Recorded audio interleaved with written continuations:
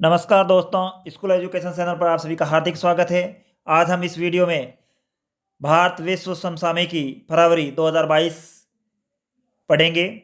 यदि आप इस चैनल पर नए हैं तो चैनल को सब्सक्राइब करें, अपने दोस्तों के साथ शेयर करें। आइए शुरू करते हैं आज का वीडियो। महाराष्ट्र विधान परिषद ने महाराष्ट्र लोक विश्वविद्यालय अधिनियम 2016 का तीसरा संशोधन विधेयक पारित किया। ये राज्य द्वारा संचालित विश्वविद्यालयों में उच्च और तकनीकी शिक्षा मंत्री को अधिक अधिकार देने का प्रयास करता है। ऑस्ट्रेलियन ओपन 2022 का खिताब राफेल नडाल ने जीता। याद रखिएगा, ऑस्ट्रेलियन ओपन 2022 का खिताब राफेल नडाल ने जीता। ये राफेल नडाल का 21वां ग्रैंड स्लैम खिताब है। ग्रैंड स्लैम खिताब।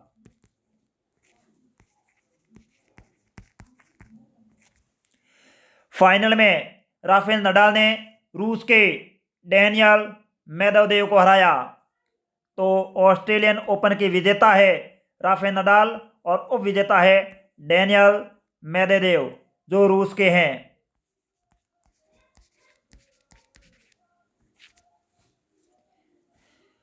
हाल ही में रसायन मंत्रालय ने फार्मास्यूटिकल क्षेत्र में नवाचार और अनुसंधान के लिए NIPER पोर्टल लॉन्च किया। याद रखिएगा, हाल ही में रसायन मंत्रालय ने फार्मास्यूटिकल क्षेत्र में नवाचार और अनुसंधान के लिए NIPER पोर्टल लॉन्च किया। NIPER का पूरा नाम है national institute of pharmaceutical education and research.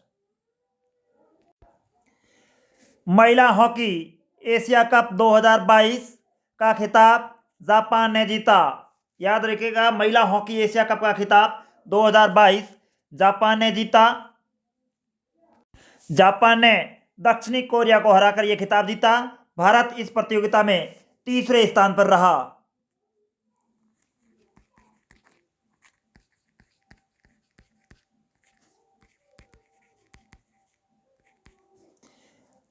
देश का पहला भूवैज्ञानिक उद्यान यानी जियोलॉजिकल पार्क जबलपुर के लम्हेटा गांव में बनेगा। याद रखिएगा, देश का पहला भूवैज्ञानिक उद्यान जबलपुर, जो MP में है, के लम्हेटा गांव में बनेगा। हाल ही में केंद्रीय वित्त मंत्री श्रीमती निर्मला सीतारमण, नाम याद रखिएगा, केंद्रीय वित्त मंत्री श्रीमती निर्मला सीतारमण ने केंद्रीय बजट 2022-23 में कोविड महामारी और लॉकडाउन के कारण बुरी तरह प्रभावित हुए MSMEs की स्थिति में सुधार करने के लिए रैंप यानी rising and accelerating MSME performance कार्यक्रम शुरू करने की घोषणा की। इस वर्ष बजट प्रस्तुति के दौरान वित्त मंत्री ने व्यापार को आसान करने और जीवन यापन में सुधार करने के लिए वन नेशन वन रजिस्ट्रेशन योजना की शुरुआत की। ये इस योजना से पूरे देश में एक समान पंजीकरण प्रक्रिया प्रारंभ होगी। एक 14 अंकों की विशिष्ट संख्या पंजीकृत की जा रही भूमि को दी जाएगी। इस संख्या को भूमि का आधार कार्ड भी कहते हैं। तो याद रखिएगा, इस भूमि के जो विशिष्ट पंजीकृत डिजिट जारी की जा रही है, इनकी संख्या अंकों में 14 है। इसे भूमि के आधार कार्ड नाम से जाना जाता है। यह योजना वन नेशन वन रजिस्ट्रेशन के तहत लॉन्च की जा रही है। हाल ही में भारतीय हॉकी प्लेयर PR श्रीजेश ने world games athlete of the year 2021 का खिताब जीता। याद रखिएगा, भारतीय हॉकी प्लेयर और गोलकीपर PR श्रीजेश ने world games athlete of the year 2021 का खिताब जीता। भारत के पहले यूनिकॉर्न स्पोर्ट्स एंटरप्राइज का नाम चेन्नई सुपर किंग्स है। याद रखिएगा, भारत के पहले यूनिकॉर्न स्पोर्ट्स एंटरप्राइज का नाम चेन्नई सुपर किंग्स है। हाल ही में प्रधानमंत्री नरेंद्र मोदी ने राष्ट्र को 11वीं सदी के भक्त भक्ति संत के रामानुजाचार्य की स्मृति में हैदराबाद में 216 फीट ऊंची स्टैच्यू ऑफ इक्वलिटी समर्पित की। याद रखिएगा, स्टैच्यू ऑफ इक्वलिटी भक्ति संत रामानुजाचार्य को समर्पित है। ये हैदराबाद में स्थापित की जा रही है, जिसकी ऊंचाई 216 फीट है। एम जगदीश कुमार को विश्वविद्यालय अनुदान आयोग यानी यूजीसी का नया अध्यक्ष नियुक्त किया गया है। याद रखिएगा, एम जगदीश कुमार को विश्वविद्यालय अनुदान आयोग का नया अध्यक्ष नियुक्त किया गया है। ये डीपी सिंह की जगह लेंगे, यानी कि इनसे पूर्व डीपी सिंह यूजीसी के अध्यक्ष थे।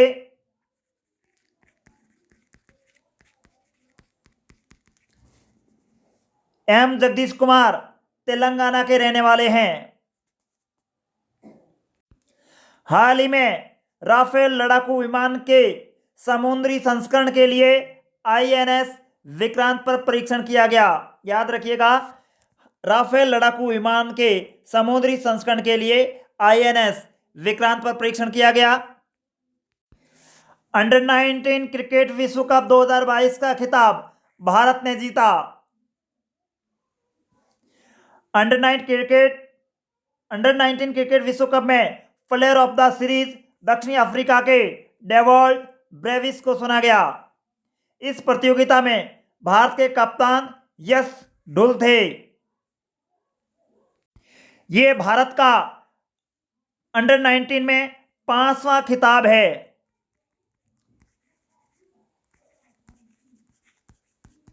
पांचवा खिताब जीता है भारत ने इस प्रतियोगिता में। ये इससे पहले 4 बार भारत इस प्रतियोगिता का चैंपियन रह चुका है। ये भारत इस बार 5वीं बार चैंपियन बना है। फाइनल में भारत ने इंग्लैंड को हराया। फाइनल मैच के मैन ऑफ द मैच राज अंगद बावा थे। भारतीय खिलाड़ी राज अंगद बावा को फाइनल मैच का मैन ऑफ द पुरस्कार मिला और भारत ने फाइनल में इंग्लैंड को हराया। भारत रत्न से सम्मानित महान गायिका लता मंगेशकर का 6 फरवरी 2022 को निधन हो गया। इन्हें 2001 में भारत रत्न पुरस्कार से नवाजा गया था।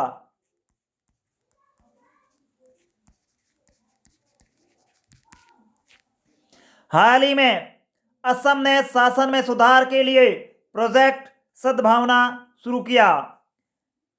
तो हाल ही में शासन में सुधार के लिए प्रोजेक्ट सद्भावना शुरू करने वाला राज्य है असम। दिनेश प्रसाद सकलानी को एनसीईआरटी का नया निदेशक नियुक्त किया गया है। तो दिनेश प्रसाद सकलानी एनसीईआरटी के नए अध्यक्ष हैं। एनसीईआरटी की स्थापना 1961 में की गई थी। दिनेश प्रसाद सकलानी ऋषिकेश सेनापति की जगह लेंगे। हाल ही में पश्चिमी बंगाल सरकार ने प्राथमिक और पूर्व प्राथमिक छात्रों के लिए एक ओपन एयर कक्षा कार्यक्रम परम शिक्षालय शुरू किया है। याद रखिएगा, पश्चिमी बंगाल सरकार ने प्राथमिक और पूर्व प्राथमिक छात्रों के लिए एक ओपन एयर कक्षा कार्यक्रम परम शिक्षालय शुरू किया है। हाल ही में 35वां अफ्रीकी शिखर सम्मेलन 2022 इथियोपिया के अदीस अबाबा में आयोजित किया गया। इस सम्मेलन में सुरक्षा और महामारी को सर्वोच्च प्राथमिकता दी गई। तो 35वां अफ्रीकी शिखर सम्मेलन 2022 इथियोपिया के अदीस अबाबा में आयोजित किया गया। इस सम्मेलन का मुख्य विषय था सुरक्षा और महामारी को सर्वोच्च प्राथमिकता देना। हाल ही में दुनिया का सबसे बड़ा इग्लू जम्मू कश्मीर में खोला गया। बर्फ से बने घरों को इग्लू कहा जाता है। तो हाल ही में दुनिया का सबसे बड़ा इग्लू जम्मू कश्मीर में खोला गया। दिनांक 2 फरवरी को विश्व आर्द्रभूमि दिवस पर अरावली जैव विविधता पार्क को भारत के पहले अन्य प्रभावित क्षेत्र आधारित संरक्षण उपाय साइट यानी OCEM के रूप में घोषित किया गया। याद रखिएगा 2 फरवरी को विश्व आर्द्रभूमि दिवस मनाया जाता है। इस अवसर पर अरावली जैव विविधता पार्क को भारत के पहले अन्य प्रभावी क्षेत्र आधारित संरक्षण उपाय साइट के रूप में घोषित किया गया। अरावली जैव विविधता पार्क को दिल्ली का हरा फेफड़ा भी कहा जाता है।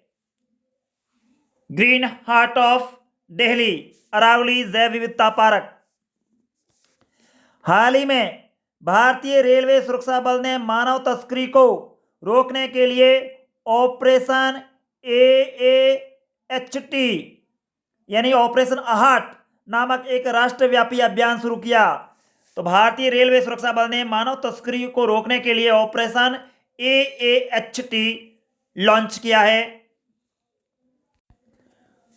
कोआला को ऑस्ट्रेलिया ने दिनांक 10 फरवरी 2022 को एक लुप्त प्राय प्रजाति घोषित किया है।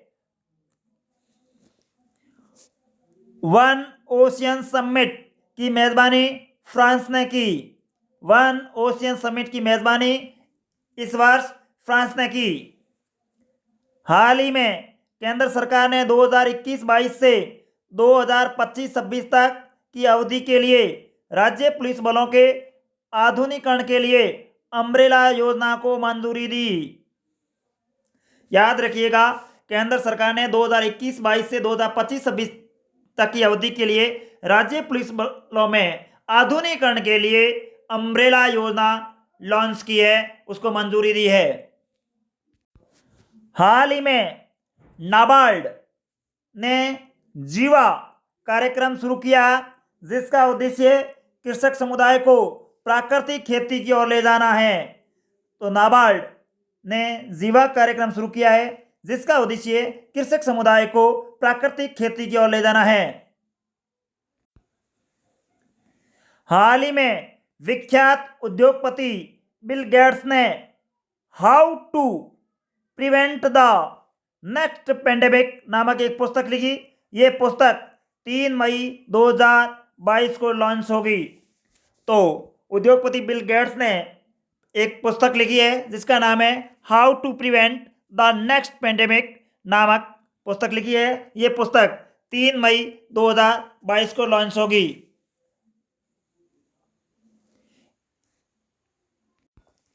इंदौर की सेंट्रल जेल ने अपना रेडियो चैनल जेलवाणी FM 18.77 शुरू किया है। याद रखिएगा इंदौर की सेंट्रल जेल ने अपना खुद का रेडियो चैनल जेलवाणी FM 18.77 शुरू किया है। डाबर इंडिया भारत की पहली plastic waste neutral FMCG company बनी।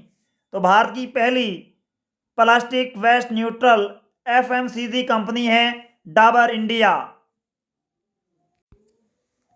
हाल ही में शिक्षा मंत्रालय ने वित्त वर्ष 2022 से 2027 अवधि, याद रखिएगा 2022 से 2027 की अवधि के लिए न्यू इंडिया लिटरेसी प्रोग्राम नामक नई योजना को मंजूरी दी है। सरकार ने वयस्क शिक्षा के सभी पहलुओं को कवर करने के लिए इसे लॉन्च किया है। बहुत ही महत्वपूर्ण प्रश्न यहां से बन सकता है कि शिक्षा मंत्रालय ने किस अवधि के लिए new India literacy programme launch किया। तो अवधि है 2022 से 27। यह कार्यक्रम का नाम भी पूछा जा सकता है। तो कार्यक्रम का नाम है न्यू इंडिया लिटरेसी प्रोग्राम। ये योजना वयस्क शिक्षा को बढ़ावा देने के लिए है। न्यू इंडिया लिटरेसी प्रोग्राम में 15 वर्ष से अधिक उम्र के लोगों को कवर किया जाएगा। याद रखिएगा इस कार्यक्रम में 15 वर्ष से ऊपर के लोगों को कवर किया जाएगा। 15 वर्ष से ऊपर के लोगों को कवर किया जाएगा इस योजना के तहत। और इस योजना की अवधि है 2022 से 2027 और कार्यक्रम का नाम है न्यू इंडिया लिटरेसी प्रोग्राम। हाल ही में संस्कृति और संसदीय कार्य राज्य मंत्री श्री अर्जुन राम मेघवाल ने बीकानेर जिला क्षेत्र में स्कूली बसों के लिए परामर्श 2022 करियर कार्यशाला लॉन्च की। तो स्कूल बसों के लिए परामर्श 2022 कैरियर कार्यशाला बीकानेर जिले के सरकारी स्कूलों और प्राइवेट स्कूलों के लिए लॉन्च की गई।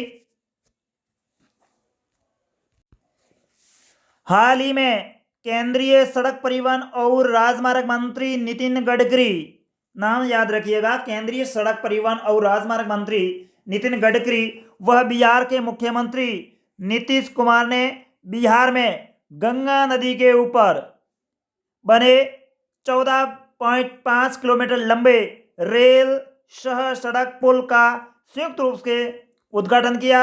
ये पुल निर्माण NS 333B पर किया गया।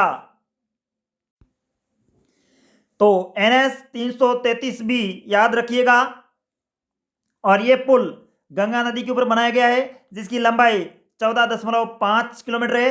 ये रेल सड़क पुल है जिसका संयुक्त रूप से उद्घाटन किया है नितिन गडकरी व बिहार के मुख्यमंत्री नीतीश कुमार ने।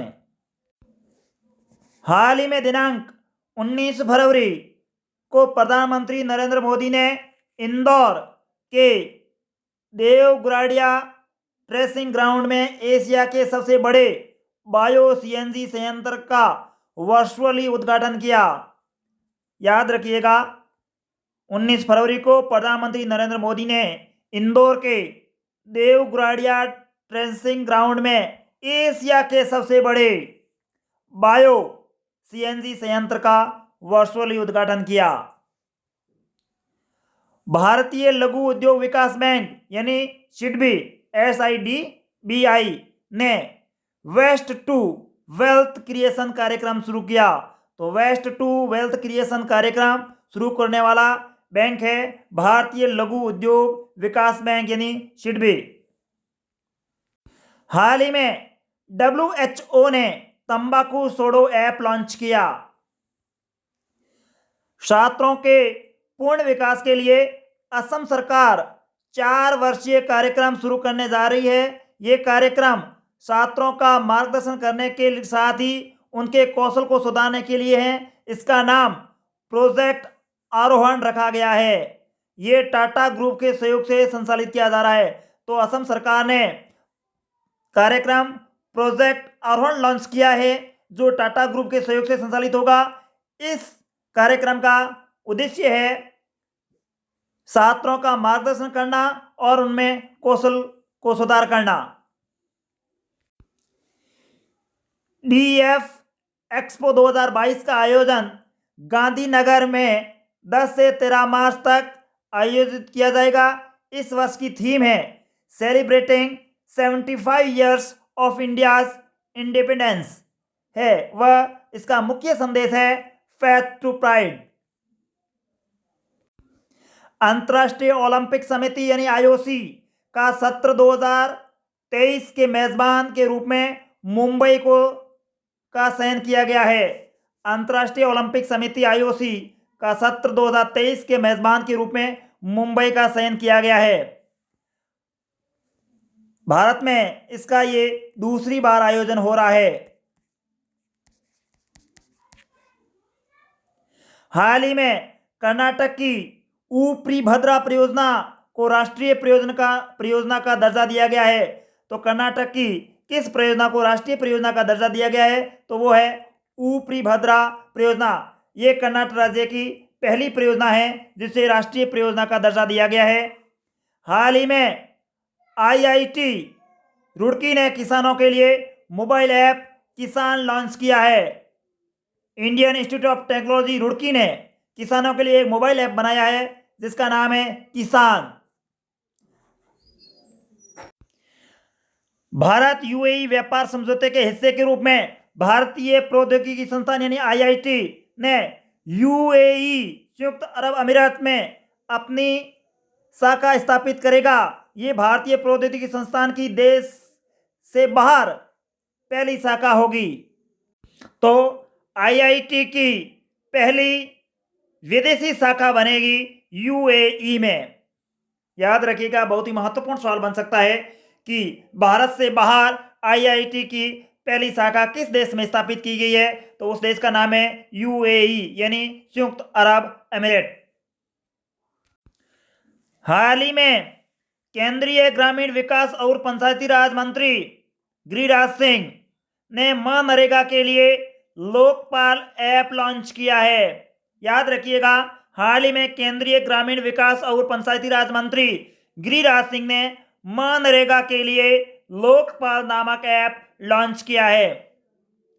भारत और जापान के बीच पूर्व धर्म गार्जियन, नाम याद रखिएगा, पूर्व धर्म गार्जियन नामक संयुक्त सैन्य अभ्यास का तीसरा संस्करण दिनांक 27 फरवरी से 10 मार्च 2022 तक बेलागावी बेलगाम कर्नाटक में आयोजित किया जा रहा है।